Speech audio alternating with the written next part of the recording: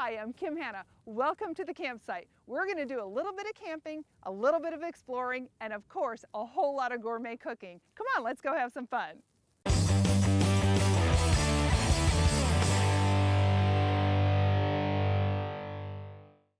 Hi, I'm Kim Hanna. Welcome to Camping for Foodies. Breakfast is always a good time when you're camping. And today we're going to have a really nice thick French toast, but that's not the special thing about this. It is the cranberry orange syrup that we're going to make. Here's how to make it. We're going to start by toasting a couple of nuts. You know your nuts are done when you smell nuts. They're really easy to burn. We're putting them into just a dry pan and we're going to just toast them up a little bit. And while we've got that going, we're going to start our syrup. Our syrup is really simple. We're going to start with a little bit of butter in here.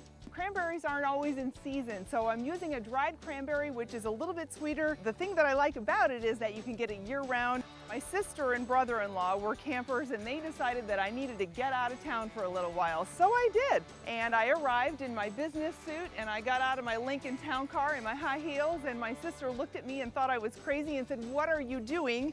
But by the end of the weekend, I was actually at the campfire in my pajamas, cooking breakfast, and that's when she said, "You're a natural." Camping became sort of my life. It's a really great way to recreate, relax, unplug, and unwind from a hectic city life. I'm gonna go ahead and add our brown sugar and let that melt up, and I've got the dried cranberries in there as well. So the best way to get a lot of juice out of your orange is to roll it. If you're breaking up the membrane in there, it's releasing the juice inside before you actually cut.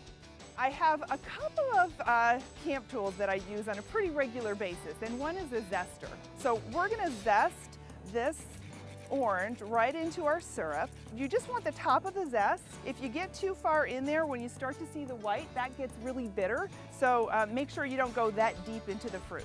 So there's all of our zest that's coming off. Most of it went into the back of the microplane there. Now we're gonna add our juice. When it's a cold camp morning, everybody wants to make sure that there's camp coffee ready to go, and nobody really wants to get out of the sleeping bag to be the first one to turn on the coffee pot. So load your coffee the night before. So I'll put my nuts right into the syrup. I'll just let that sit off the burner and let that firm up a little bit while we're cooking our French toast. Our French toast is really simple. We just have a couple of eggs here and a little bit of milk. If you want to be a little adventurous, go ahead and use half and half. What I normally drink is skim milk, and I know a lot of people don't like to cook with that, but it works too. We'll start cracking our egg. So this is going to feed 4 people. Because this is a really nice thick French toast, we usually just do one piece when it's the Texas style toast. So we'll crack our eggs, scramble them up a little bit. We'll mix all this stuff up, and we've got just a little bit of seasoning here. It's just cinnamon and nutmeg, and we'll combine that well. So one of the things we like about camp cooking too is if it's a little messy and you got stuff that's okay to kind of throw in the desert, like a little extra cinnamon kind of flies around or whatever, it's okay. Keep everything from sticking. And get my dredge on my French toast. Hear that sizzle. So I have to actually convince male family members that sweets for breakfast is actually a good thing. After they all tried it, they said, "When are you going to make it again?" So I knew it was a good one.